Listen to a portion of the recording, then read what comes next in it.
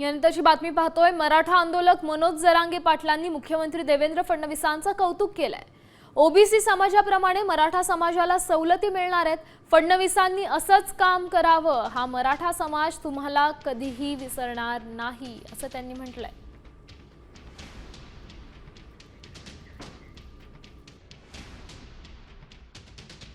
खूप पोरांनी कुणबीमधून प्रमाणपत्र मिळाल्यामुळे ॲडमिशन घेतलेत, नोकऱ्यात गेलेत।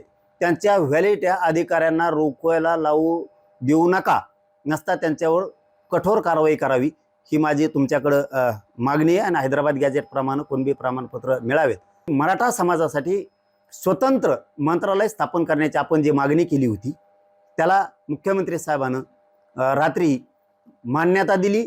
त्याबद्दल मुख्यमंत्री देवेंद्र फडणवीस साहेबांचं आणि आपल्या विखे पाटील साहेबांचं, लाडभाऊचं मनापासून आभार मानतो।